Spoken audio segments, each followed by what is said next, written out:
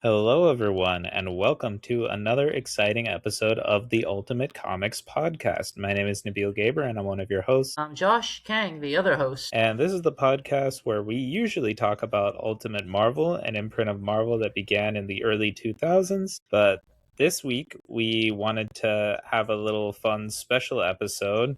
This was actually Josh's idea. We wanted to talk about, in DC news, the character of Harley Quinn, just generally the influence of the character. We wanted to study like the rise of popularity of Harley Quinn, how she came to be, where she came from, all that good stuff. Just do a deep dive on Harley Quinn because, well, Josh, why would you say you wanted to talk about Harley Quinn today? Well, I once made a joke that she is the fourth pillar of DC, and you were not happy about that. And I was right because I was like an executive at DC said it. We looked up who this executive was one day. It was the editor, I believe. Was it the editor in chief or? It was Jim Lee, not just any random executive at DC. He's the chief creative officer at DC. Not only that, he is just a legendary artist and like a huge pillar of the comic book industry, like one of the co-founders of Image Comics. So no big deal. Parents, when they say like your kid will never go anywhere, he'll never get the executive bathroom being an art major. Jim Lee is proof that you can. Yeah. Jim Lee is one of my favorites, so I'm honestly very happy that we get to talk about this today. Every now and again, Josh, you do surprise me with the research you do and the things that you pull, like quotes about Harley Quinn being the fourth pillar of DC by Jim Lee. Yeah. And Yeah. I think there's a lot of truth in it, in that if DC is historically like the Trinity, the big three, Batman, Wonder Woman, and Superman. But Harley Quinn is the other character where, like, if you just ask people on the street, they know who Harley Quinn is, which isn't necessarily the case with Green Lantern or sometimes the Flash. Amber Glenn, the Olympian, dresses as her for the Winter Olympics. Hot Topic sells Harley Quinn merch. Like, it's considered like not super nerdy to know about Harley Quinn in a way it is sometimes with like the Green Lantern lore. So I mean, I kind of see what you're saying there. I'm personally of the opinion that there doesn't really need to be a fourth pillar, or there is no real fourth pillar of DC, because the whole thing with DC is the Trinity they have: Superman, Batman, and Wonder Woman. That's pretty much it. I don't know why we need a fourth pillar. you sound like the DC Historical Monuments Committee now. Yeah. Well, I would love to be part of that committee if that was a thing. It is a thing. It's about the city. Oh, really? Yeah, but it's a coincidence. DC City with DC Comics. Yeah, DC Comics and Washington, D.C. Yeah, I know. definitely. I say Warner Bros. I know you guys aren't doing financially well. What would make your guys not better, but like financially, but better like artistically is move your DC headquarters to Washington DC. DC Yeah, and DC. that was just going from coast to coast, going from California to DC. I mean, look, as far as their financial decisions, Warner Brothers, which I think they're now Warner Brothers Discovery ByteDance now or something, has made, this isn't even the worst decision. Yeah, well, Warner Brothers, hit us up if you want a DC historical committee for DC Comics specifically, not Washington, D.C. That already exists. And we'll base it at our office out of Washington D.C. We'll commute from like the Northeast to D.C. like a congressman. Yeah, which wouldn't be that far, really, so pretty easy. Yeah, it's like a 3 hour, like 2 hour train trip, I believe, 2 to 3 hours. Easy. Yeah, we can knock it off on a weekend and then go back to our lives. Yeah, no problem at all. Oh, the taxes will be killer though. Yeah. I think it's interesting because, again, I don't know if I necessarily agree about the comments by you, Josh, and Jim Lee, as much as I respect both of you, about Harley being the fourth pillar of DC, but at the same time, she is insanely popular and a crazy, wild, I think, success story for a character, especially one that wasn't even originally introduced in the comics. Yeah. Harley Quinn was a character that was first introduced way back in 1992, which is relatively recent because, Batman was created in 1939. She's older than us. Yeah, she is older than us. Not by much, I'll say that. She's like 5 years older than us. Yeah. She was created in the early 90s for an episode of Batman the Animated Series by Paul Dini and Bruce Timm. And honestly, she wasn't even created to be a recurring or regular character on the show. She was originally just a one-off, like, henchwoman for the Joker. A henchwench. A henchwench, as Josh loves to say. Yeah. So it's really funny because that was going to be it, really, just thinking about it. And Josh, you also made a good point, too, that it's based off the habit of Bond villains or Batman villains, too, having like a sexy henchwoman around. Yes, specifically Cesar Romero's Joker. A very forgotten Joker that people, and I'm guilty of this, in that like everyone knows him, but no one has like watched his performance in years. Yeah, I mean, Cesar Yeah. Romero's Joker, I think, is iconic, along with pretty much all the villains in the Adam West 60s Batman series. Oh yeah. And that movie is just, oof, that movie is perfection. The 1966 Batman movie, Oh, I thought you were going to talk about the Adam West animated movie for Batman that they made right before he died.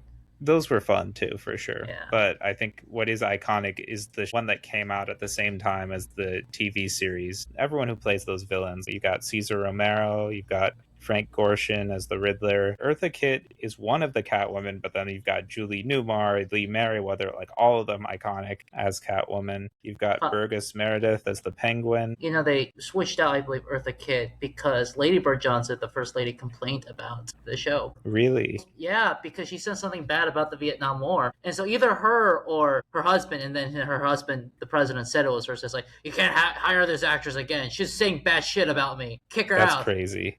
That's so Yeah. wild.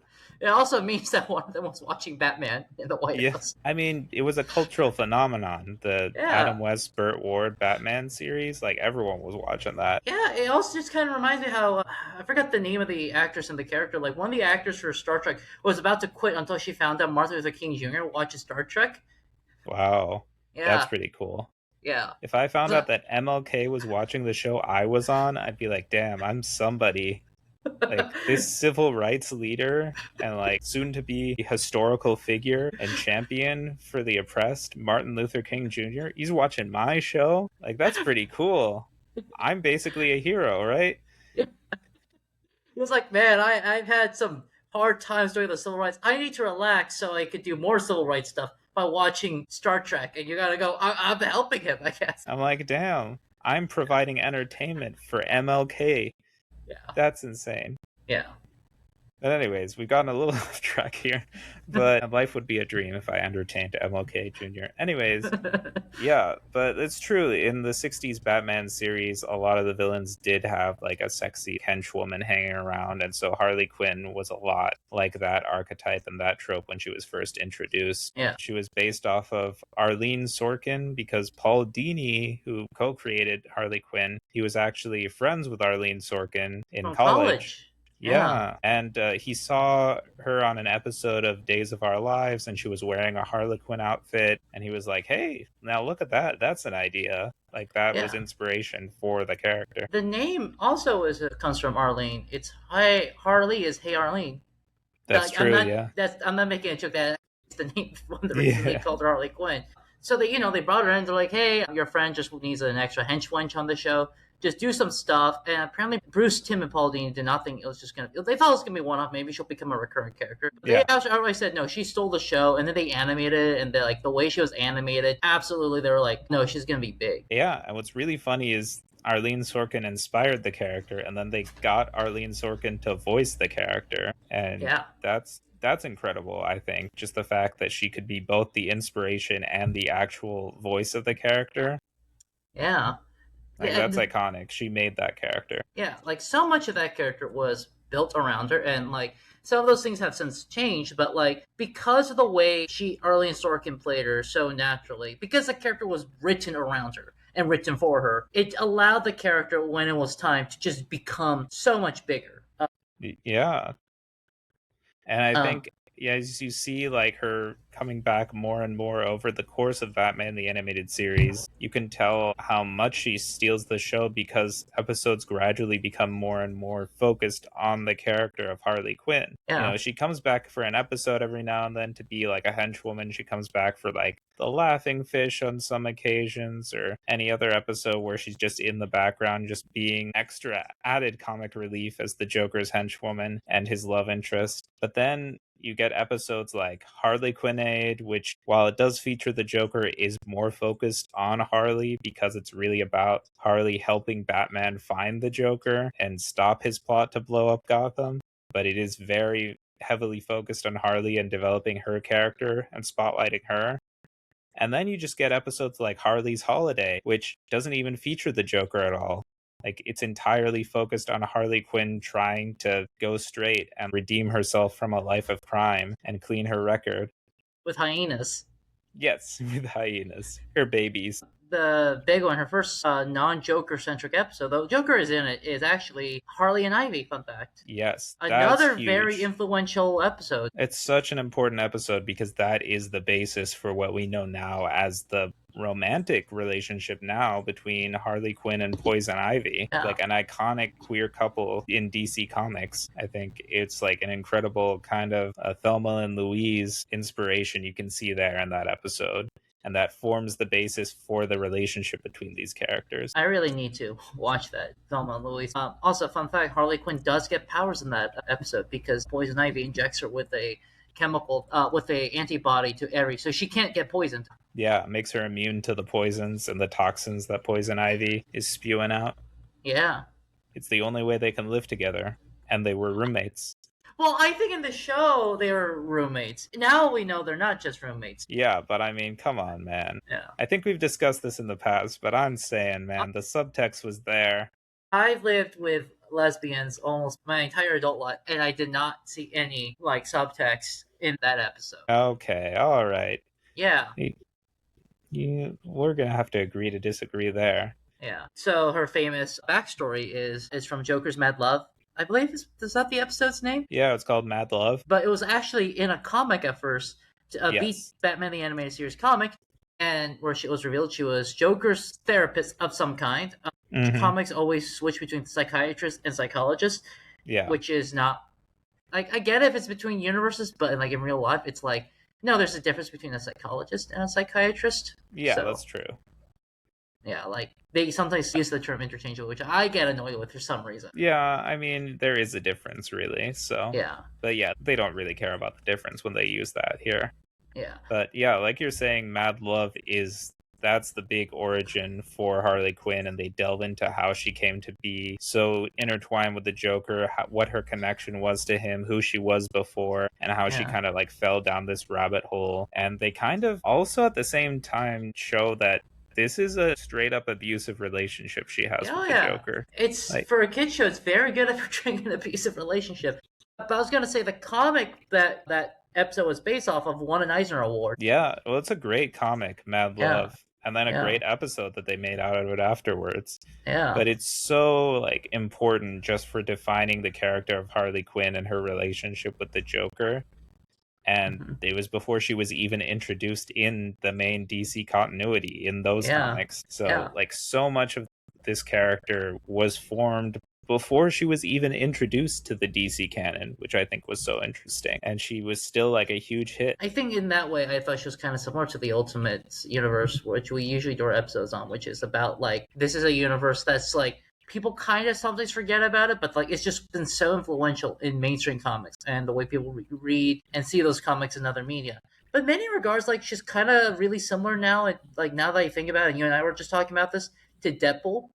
Yes, except like even faster, in my opinion, because Deadpool, like you said, has been around since the '90s, but took a while for like regular people outside of the nerd community to know who he is. It took Harley Quinn a lot faster to explode. Is my take. Yeah. And I think so much of that too probably becomes from the fact that she grew out of the whole Batman world and that whole sphere. And Batman's such a big, popular, and like influential comic book character that anything under that umbrella, you're going to blow up. But it's similar with Deadpool too, because Deadpool came under the X-Men line. And so, of course, he would blow up then because he's under that sphere. But yeah, there are similar characters just because they're both introduced around the same time, like early 90s, and they both weren't really meant to be as big as they ultimately became. She was a one-off henchwoman for the Joker. Deadpool was just a fun parody of Deathstroke from DC, from the Teen Titans. So it's really funny how both of them then kind of over time developed a cult following and then became like really big pop culture successes and sensations. And then they started showing up in like movies and animation and all these other media and now like merchandise and like all over the world. They became super popular. I also think, let's do Deadpool, actually, now that I say it out loud, but the actors for those characters really love them. Like Ryan Reynolds really loves Deadpool. Yes, He's yeah. yeah, but Harley Quinn was written around the actress Harley Sorkin. But since then, like she's had a few other actresses. She had Tara Strong, Margot Robbie, and both of them Yeah. like outright say like, "No, I love playing Harley Quinn," which is like crazy that like Margot Robbie is like an A-list actress, and she goes, "I love." So she's like, "You want Harley Quinn? You sign me up. I'm in." Yeah. No, you could tell how much fun she was having playing Harley Quinn in live Yeah. action. She had a real passion for the character, and you could tell that really shined through in her performance in both Suicide Squad movies.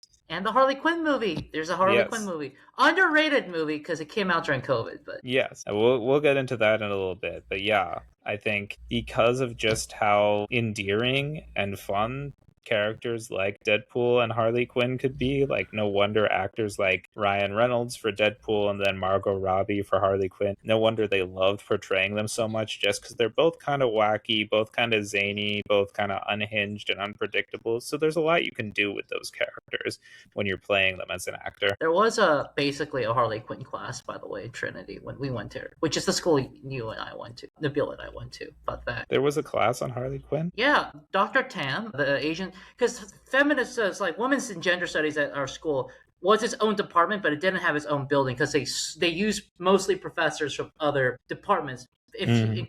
to all those fans listening who want to know like the ins and outs of a small liberal arts school, and there was a professor did love the Harley Quinn movie, got all in on Harley Quinn, and she was my professor, but like I didn't take any of her gender studies classes, though like I would have once I found out she was teaching them. But she did a lot of Harley Quinn stuff, and like Wow. yeah, and I bet you would have gone like, "Send me a coach, I'm in." Yeah, I would. Yeah, if I had known, I would have signed up for that. Yeah, and you missed your chance. Damn. I mean, not that I don't care about gender studies. Now it looks like I'm really just in it for Harley Quinn.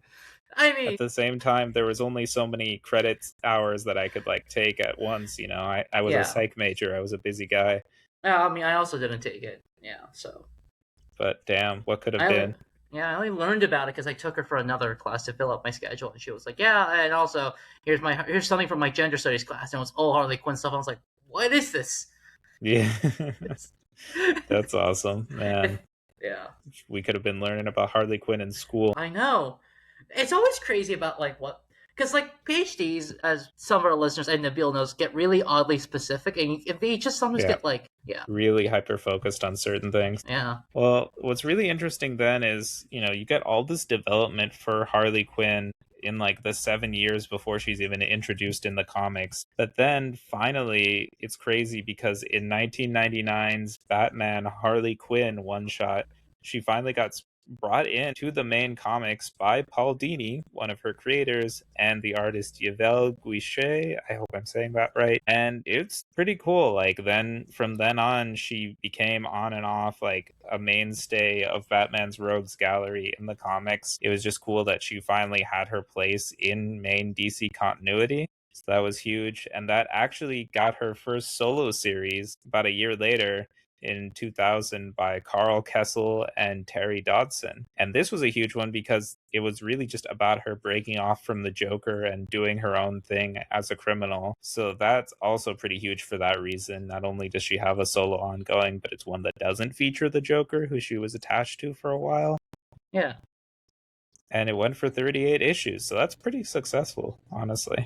That's what kind of I think Harley Quinn is a lot like Deadpool or even Wolverine in that like she's a Batman villain, she's a Joker's henchwoman, and within the same timeline should also be a anti-hero on the Suicide Squad and the Justice League, should be a supporting character in Poison Ivy and Catwoman comics, all while being a villain in Batman comics. And I'm Yeah. like, Yeah, I think like Deadpool, Harley Quinn slowly but surely like inched her way into becoming more of a solo character. Like I think yeah, Deadpool got a couple of miniseries first to test the waters before finally getting his own ongoing. But Harley, by comparison, worked pretty quickly because she got her own ongoing like a year after being introduced into the main comics. So that's pretty good. And she was also featured on and off in Paul Dini's Detective Comics run in a few issues, which was pretty cool. And that was a little more focused on her trying to like rehabilitate a little bit and go straight. And similarly, later on in 2009 in this Gotham City Sirens, she was teaming up with Catwoman and Poison Ivy, which a series that was also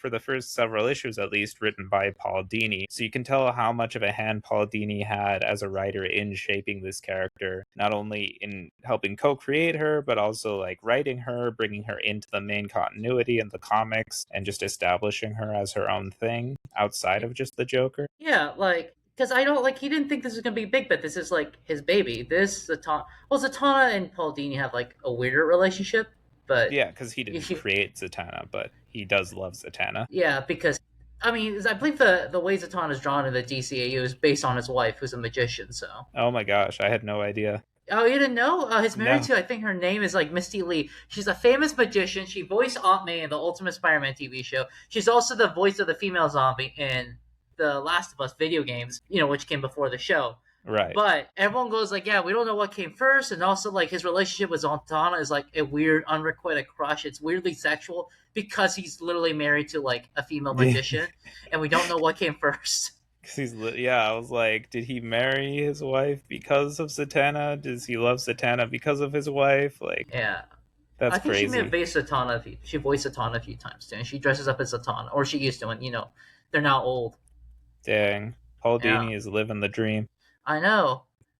Uh, he's a notorious horn dog. I've heard. I mean, he's also just a great writer, too. I mean, Yeah, if you watch the episodes of Batman the Animated Series, like, he wrote Heart of Ice, for instance, the episode that reworked Mr. Freeze's origin and became, like, the definitive origin for the character, and, like, totally just revamped the character to the version we know and love today. That was huge. Co-created Harley Quinn. Just wrote so many like fun, good episodes of Batman the Animated Series, and then went on to do like a Detective Comics run, which was also like super good. Brought Harley Quinn into the main continuity. Teamed her up with Catwoman and Poison Ivy for Gotham City Sirens. And then he also wrote, funnily enough, the first two of the Batman Arkham video games. He wrote Arkham Asylum and Arkham City, and also featuring Harley Quinn. So just showing like her growing influence in other media, because then in the first one, in Arkham Asylum, she was still voiced by Arlene Sorkin. The second one, Arkham City, she was voiced by Tara Strong, but it's pretty cool just seeing her, like, her influence still continue to permeate, not just in Batman the animated series, but also then into the comics and now into other media like video games.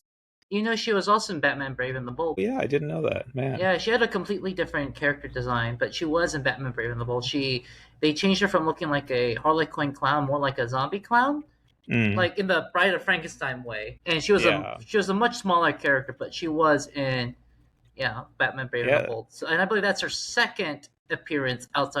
first appearance outside of comics and the original TV show. I think she was also in the Batman, actually, that cartoon. You're right, she was in the Batman, played by Tara Strong, Yeah, no, that was a big deal.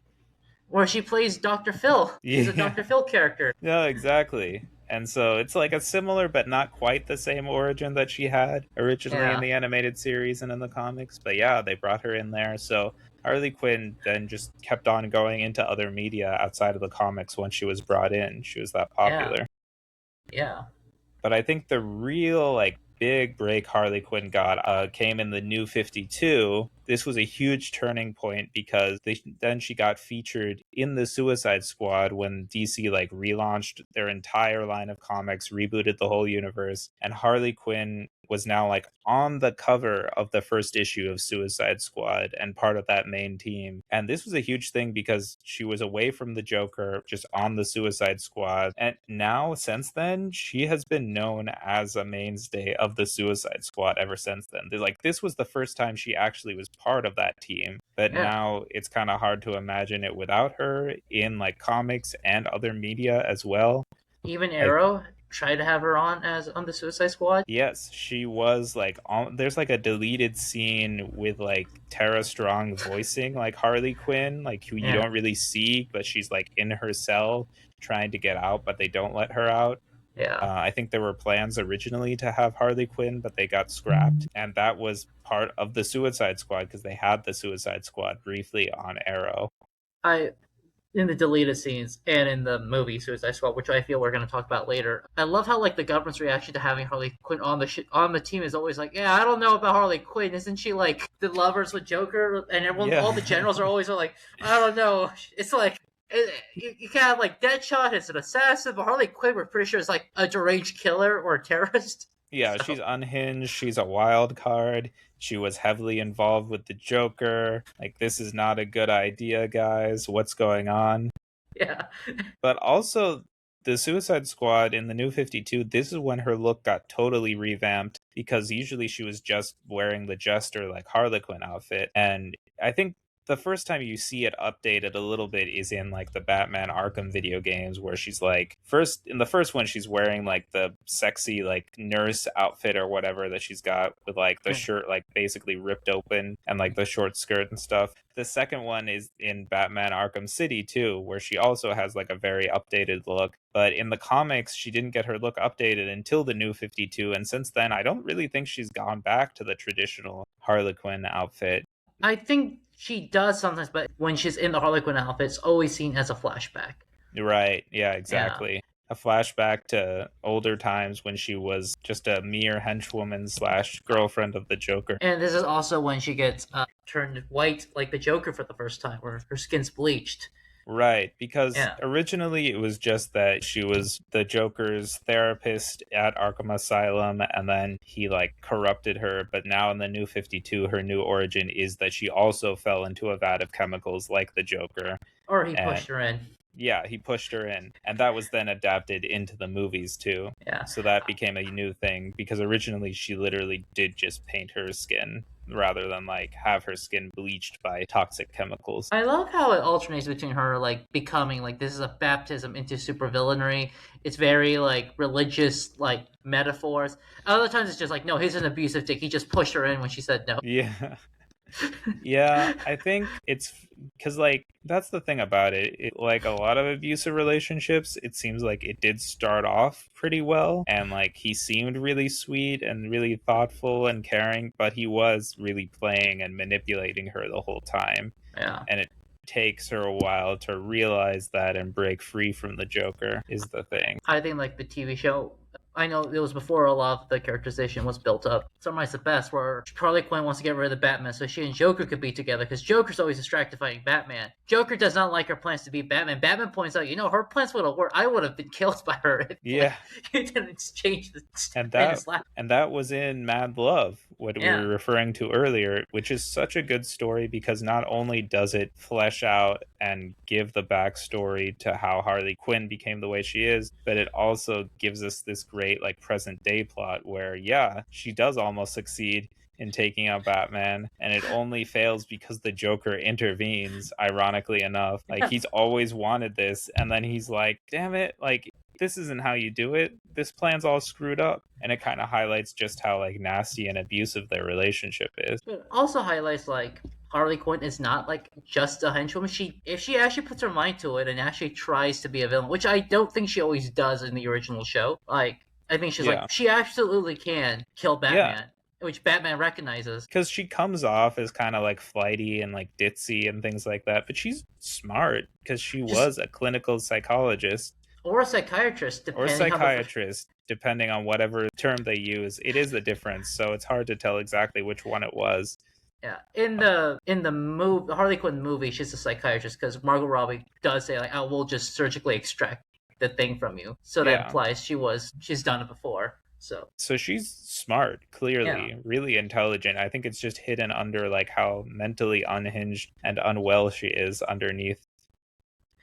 And how goofy she is. She also, fun fact, she's also a college acrobat scholarship, which explains how she does all the flips in the fights.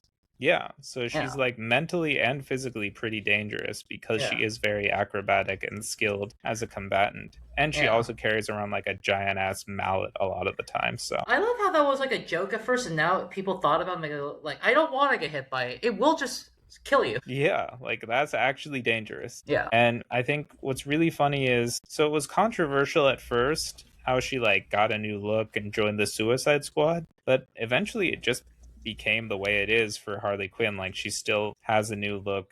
Like, her looks changed a bit over the years since then, but she's never fully gone back to that Harley Quinn outfit. And she has, like, on and off been known pretty regularly as a member of the Suicide Squad. Sometimes a member of the Justice League, too. these days. Yeah. Well, what's interesting is in 2014, this is when things really changed, and I think Harley Quinn became a little more comparable to Deadpool, was when she got her solo series by Amanda Connor and Jimmy Palmiotti, because that was a very like jokey, goofy, like comedic fourth wall breaking series, similar to Deadpool, and also it turned her from a villain into like more of an anti-hero. Yeah. It's also I read that comic. Did you read it when it came out? No, I didn't. I read it. It's also where we get Harley Quinn and Poison Ivy's current relationship status, where they're polyamorous and open, Yes, and confirmed lesbians. bisexuals. Bisexuals, or yeah, Yeah. I two mean, women in a romantic relationship who are bisexual. yes. Though yeah. Yeah. But it's huge because this is how, like, I think that series sold really well.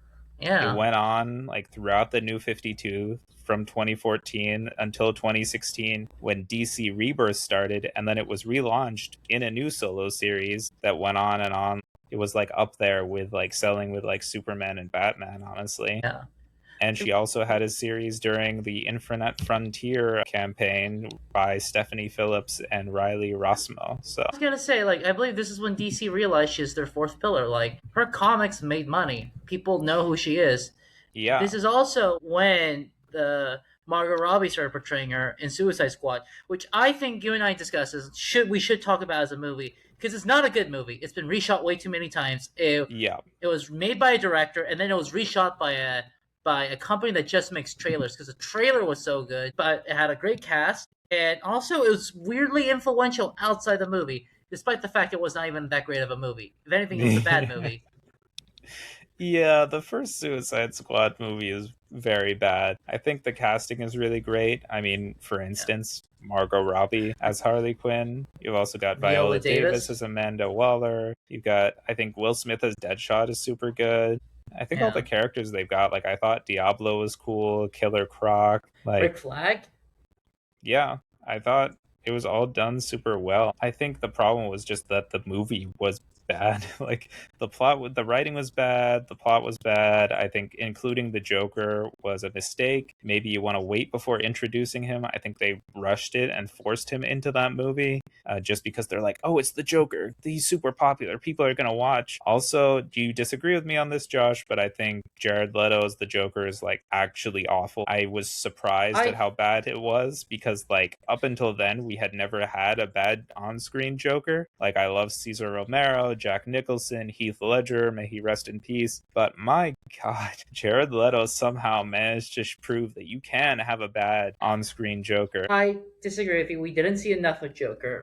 And when Jared Leto Joker, or Gillette, or met Batfleck in that deleted scene, everyone was like, no, this is how it should have been. He could have been good. Joker is defined by his relationship to Batman. If we actually saw his relationship to Batman, it would have worked. Like, realistically, if Joker has his own gang and he should be this gangster-esque character. If we saw like him interacting with Batfleck, maybe it would have worked. And also, that movie is canon to the current James Gunn verse. So, because like they reference that movie, the characters in that movie have made it into the Gunverse. So, Partially. Some things have been retconned out. Like I feel like they took some characters and some things from the original Suicide Squad, put that into James Gunn's Suicide Squad movie, and from there it's like slowly funneled from like the original Suicide Squad movie, then the pipeline continues into James Gunn's Suicide Squad, into Peacemaker season 1, and then into Peacemaker season 2, like slowly. So like they kind of like just funnel some stuff in there, but like not much really made it I in. mean, Cara Delevingne's Enchantress made it on. So Yeah, but like no one's gonna reference the original Suicide Squad movie they ever again. did. He said like, I can't break up with June Moon. She's gonna destroy the moon to do. But that's a reference to the first movie. Anyways, point being, going back to just Harley Quinn specifically, I think Margot Robbie was iconic as Harley Quinn and was a huge hit as the character because not only did she portray her in 2 Suicide Squad movies. And like again, she was so big that they brought her from the original Suicide Squad into the new James Gunn Suicide Squad, which was kind of a soft reset of things because it wasn't exactly a sequel. But like there are a few characters from the original Suicide Squad that were brought into the new movie. That Boomerang. includes Boomerang, who, spoilers for the new Suicide Squad that came out in like 2021, but like who dies within the first few minutes. But yeah, they also bring in Rick Flag and Amanda Waller, and that's about it. Like, I mean, look, if you could afford Amanda Waller, I mean, Viola Davis, Oscar and Emmy winning actress, you're gonna bring her on. yeah, exactly. She's gonna act the shit out of whatever role you put her. Exactly. But again, point being, Harley Quinn was so good and Margot Robbie was so good as Harley Quinn that they just brought her into the new Suicide Squad movie because they're like, fuck yeah, why would we leave such excellent casting on the table? Like Yeah, Margot Robbie as Harley Quinn. But also in between those movies, we got the Birds of Prey movie, also known as the Fantabulous Emancipation of Harley Quinn. yeah, underrated movie. Yeah, I think that was a good movie, honestly. It was COVID, I think. It was like right before COVID hit when it came out. I remember Yeah, seeing it in theaters like early 2020. yeah, me too. And I think it's a fun movie. I thought it was pretty good. I think it's a mistake calling it a Birds of Prey movie because Harley Quinn just like overshadows everyone else. She's the main character of that movie, and the actual Birds of Prey are like side characters. So actual Birds of Prey fans would probably be very disappointed and probably were disappointed when they saw I that was movie. not because I like whenever Huntress shows up, I'm cool with. Ali Wong was really in that movie, which for a second, which I was like, oh, you wasted Ali Wong. Renee Montoya, another canon immigrant from Batman the Animated Series, was in that movie, but she's a little. I don't know. I didn't really like that version of Renee Montoya too Yeah, much. Black Canary was in it, but like everyone forgot about her, unfortunately. I liked Black Canary in that Yeah, she was movie. okay.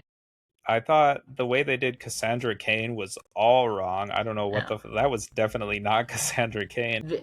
But they, I believe it was directed by a woman. That it was like it was like the first big comic movie directed by a woman or something. Okay, that's cool. I could be wrong. The hyenas in that movie were real hyenas. Fun fact. Oh, that's fun. Yeah, Well, but now with Tiger King, we now know like maybe we didn't get them from a good source, but well, I think it was a fun movie. I think if you yeah, go into it just seeing it as a Harley Quinn movie, you'll have a good time. If you think yeah. it's going to be a Birds of Prey movie, I'm so sorry to disappoint you. That's definitely not it. You know, this is the second time we reference this movie. Because do you know when the first time was? No, when was that? Last week, because I was talking about how this movie, Harley Quinn describes the perfect breakfast sandwich and includes Ulcer Right. Jags. Yeah. Right, when we were talking about the Ultimates, yeah. Yeah, also about the hyenas. The hyenas are Joker's pets. I'm not sure if they're from the comics or the animated series. They have since just become Harley Quinn's pet hyenas because she. Yeah, that's Yeah, a big thing. Her babies, her pet hyenas. yeah, because her final move in the one of the Injustice games is she just sends hyenas after someone. If you That's knew pretty that. fun.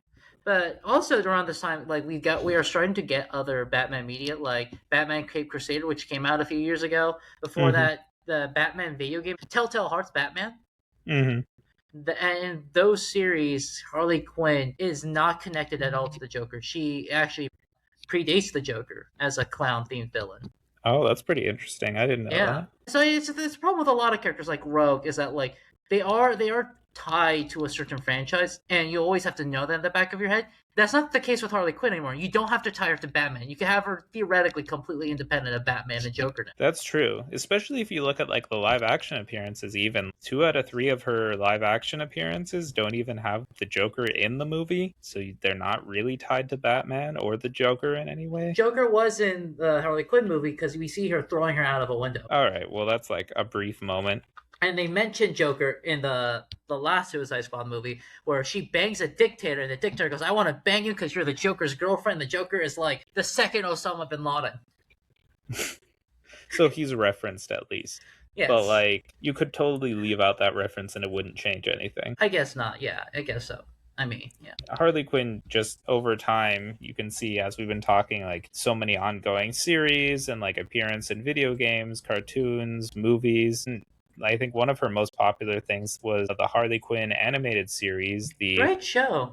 the black comedy like adult cartoon which became a huge success, where Harley Quinn is voiced by Kaylee Cuoco of Big Bang Theory fame. Yeah. And that was so funny. I've only seen like the first probably 3 seasons, but it went for like Same. 5 seasons with like a spin-off and everything. Yeah. And it's hugely successful. Everyone thought it was so funny. And I think it also like briefly led to the rise of like less successful adult cartoons. Like I saw some inspiration there in the Velma Did you see cartoon. Velma? I saw the first episode and I was like, this is more than I needed to see, and I It's never watched the rest of bad, it. but It's I saw so the first bad. season, and it's coming. It was gonna come back for a second. It made money. Yeah, because people were hate watching it. I think Velma learned all the wrong lessons from Harley Quinn, because I think Harley Quinn, it was crude, it was like a dark comedy, it was unhinged, it satirizes a lot of this comics and source material. It satirizes the comic source material, but you can still tell there was love and appreciation for it. Exactly, yes. Yeah, There was serious love and respect for the comics. Like, this was made by fans of DC Comics. yeah, And then you watch Velma and it's like, oh, so you just hate Scooby-Doo is what I'm learning. It's just so mean-spirited and yeah. so just nasty. So that was the big difference. I also was gonna say the Harley Quinn show is we reference it a lot in our personal conversation because that's where we found out Batman does not go down on women comes from. Yes, that's where the controversy started. Where, for those of you listening who were not around for this or were not aware of what was going on, there was an episode of Harley Quinn where I think they were going to show Batman go. Played by Dietrich Bader. Yes. The same voice as Batman in The Brave and the Bold, right? Yes, same voice as Batman from Brave and the Bold. And also, I found out weirdly, if you watch the show Boardwalk Empire, which I'm a big fan of, there's a mayor in that show. He is the descendant of the real mayor from that. Oh, wow. Yeah. That's interesting. Dang. Ed Bader in the show Boardwalk Empire is a real mayor, and his descendant is Batman. So maybe That's the so Baders funny. are the real Waynes Yeah. of New Jersey, which, yeah, Gotham is in New Jersey, so it adds up. The Waynes of New Jersey. Yeah, well, Gotham canonically is in New Jersey, where Staten Yeah. Island's supposed to be, weirdly enough, or Jersey City. Like, I wrote like a big thing on it. Yeah, we don't have to talk about it. Deep thoughts for you there, folks. Yeah, Let Batman's that gonna sink go in. like, I'm Batman. Hey, I'm Batman. I'm walking here. Where's your Kuma? Hey, Robin, come on, call your mother. She worries. No, your mother's dead. Don't call her. Hey, Alfred, what can I do to get a slice of bologna here? Hey, You mean Gabagoo? yeah, give me that Or, gabagool. you know, we shouldn't be mean because we are like the 99th most popular literary podcast in Italy for some reason. So, Well, we're making fun of people in New Jersey. Sorry to actual like Italians listening in Italy. We're not talking about you. Yeah, it's crazy how successful Harley Quinn just became over the years. And I think exponentially her popularity grew and grew, as you can see. Just to summarize it all, going from the animated series into the comics, and then getting her own series in the comics, and then getting in the video games and other cartoons, and then joining the Suicide Squad and getting more solo series and appearances in film and animation and TV. Like, yeah, it's kind of crazy. But Harley Quinn is kind of like Venom in the sense like Venom is way too tied to Spider-Man to really be its own thing, and somehow they made Venom its own thing for better or for worse. Harley Quinn is way too tied to Batman and Joker, but now not even that. Like, you could just have Harley Quinn and like in Batman Telltale Hearts, she's a Batman villain with no ties to the Joker. Same with That's true. Cape Crusader. She and Joker are independent actors of each other. Yeah, and I mean, also you look at Absolute Batman right now, and Harley Quinn is very fun in Absolute Batman. I don't know, have you gotten to this part in Absolute Batman, but Josh? please spoil it for me. Spoil it for me and the audience. Are you sure? Yes. Okay. For the good of the pod. All right. For those, if you haven't read Absolute Batman, this is a spoiler for Harley Quinn's role in it. But this version actually is the leader of the Red Hood gang.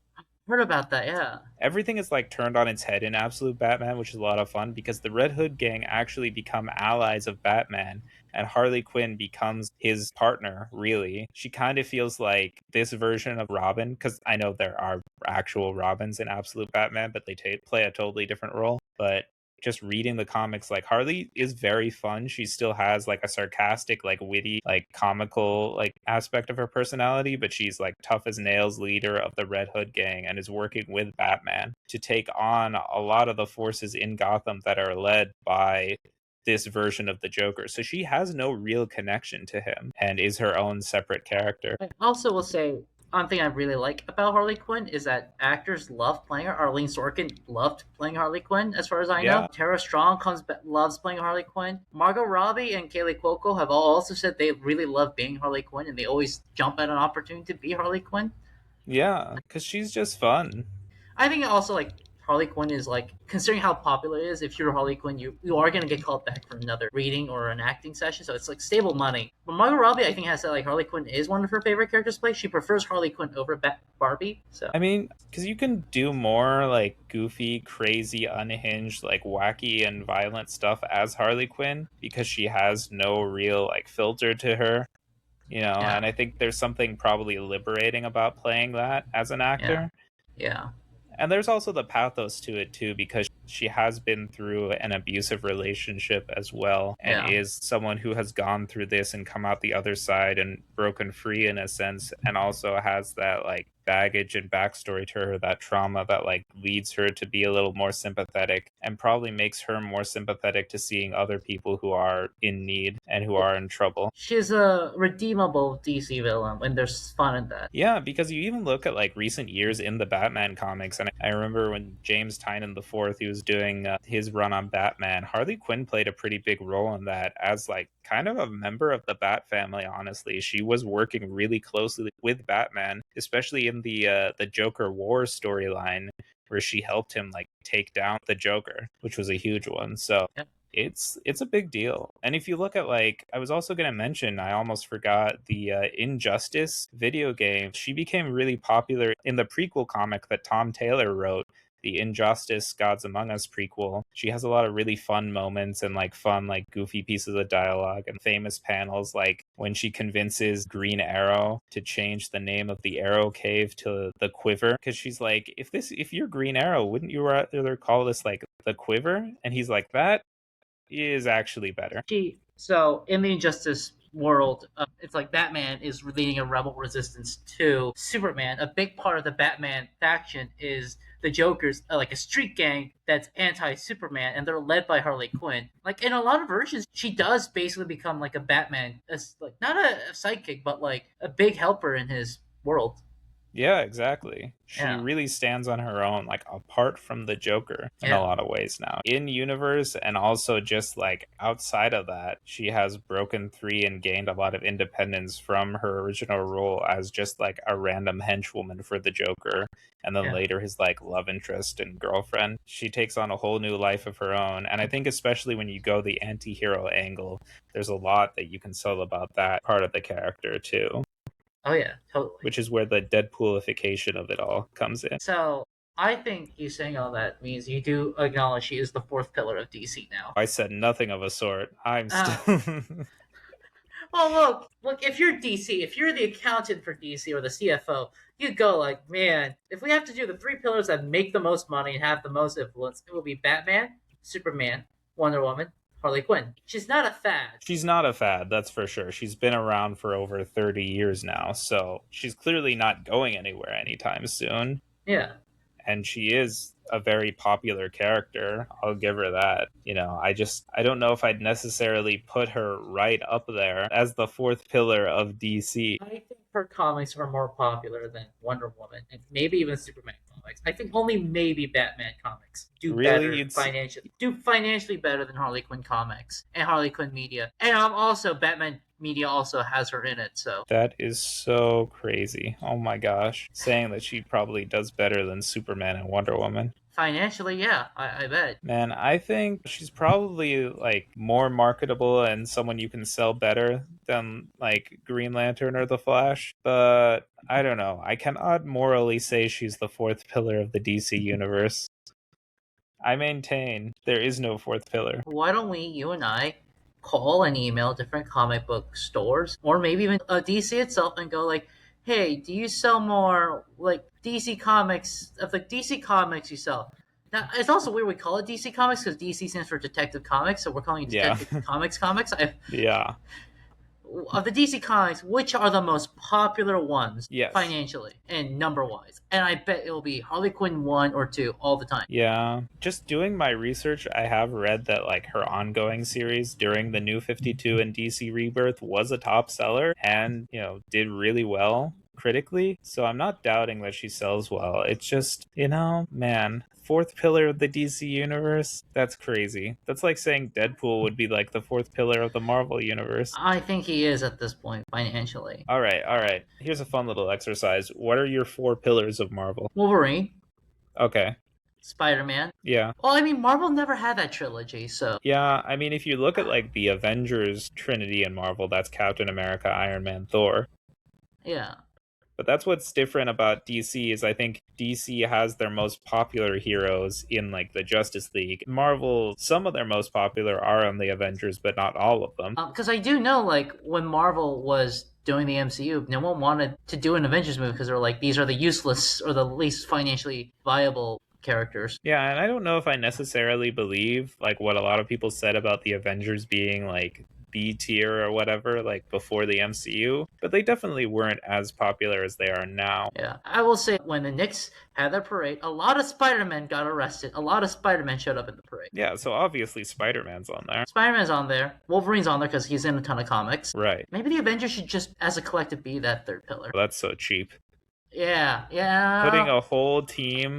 So Yeah. you're saying Spider-Man, Wolverine, Deadpool, and the Avengers? Yes. You may as well just put the X-Men instead of just Wolverine then. I mean, by that point, why even have Deadpool? We might as well just have the X-Men be both. All right, so how about DC? What are your four pillars then? Are you maintaining? Batman, Wonder Woman, Superman, Harley Quinn. Oh my gosh, that's crazy. Why are you so dedicated to the idea of a trinity in DC?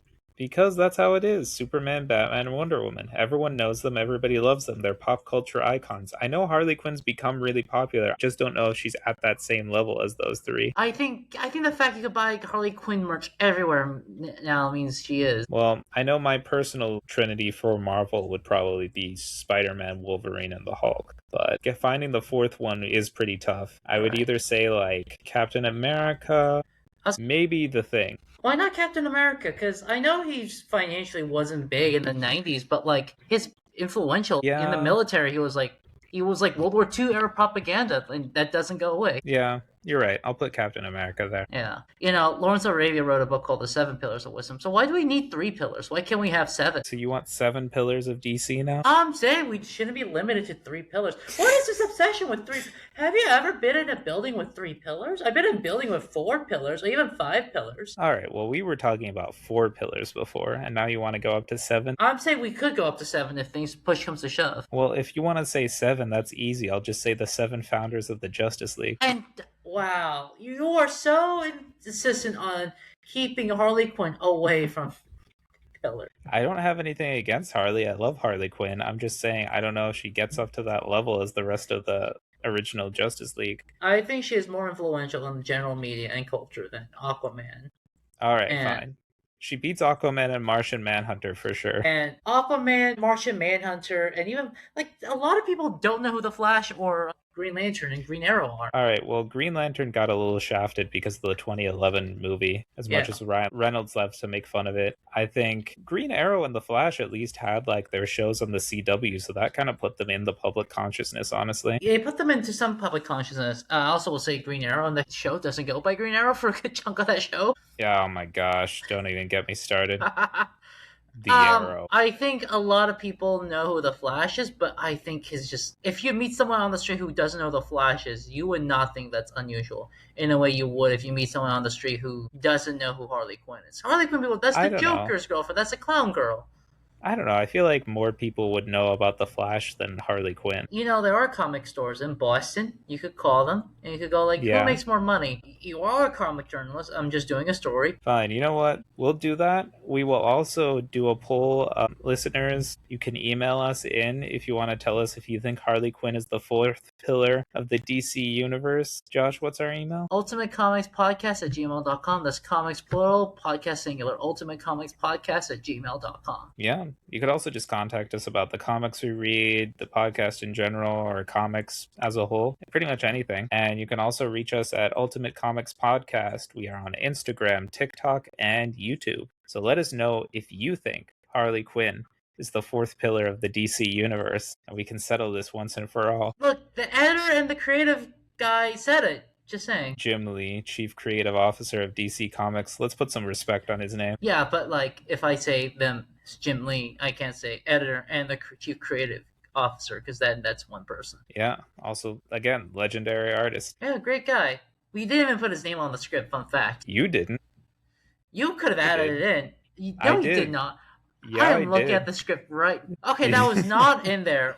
Like 1 minute before we started recording. It was. I added it like yesterday. No. Yeah. No. Yeah. Anyways, any final thoughts, Josh? No, but listeners, let us know what you think, because we do special episodes, like when there's a delay, if we have a guest on, or a big comic event happens, like when Paul died, when the Superman movie came out. But, this was, like, framed as a debate, but we didn't make it a debate episode. We just did, like, a history of Harley Quinn and how big she is, but, like, let us know, listeners, if you like something like a Harley Quinn-esque episode, like the one we just did here, where we just go like, this was like Ultimate Comics, and that this was like a small side thing that just kind of exploded out. Like, I think we could do this one for Miles Morales, though. I think we should wait for that one for the Spider-Verse movies, or when we get to Miles Morales in the comics, because he actually is an immigrant from the Ultimate Universe. Yeah, that's right. Was created in Ultimate Marvel and brought into the main continuity from there. Yeah. Similarly to Harley Quinn being created in the DC animated universe and then being brought into the main comics. Exactly. Though with Miles Morales, the way they brought him in is a little weirder. Though yeah, also, they had to do a little bit more multiversal shenanigans to sneak him in there. Yeah.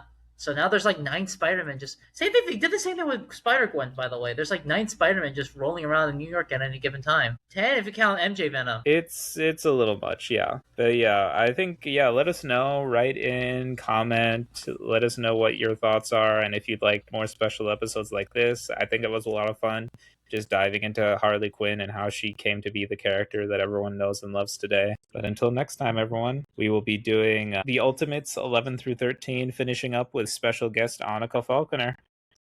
But until then, take care and make mine Ultimate Comics. Bye-bye.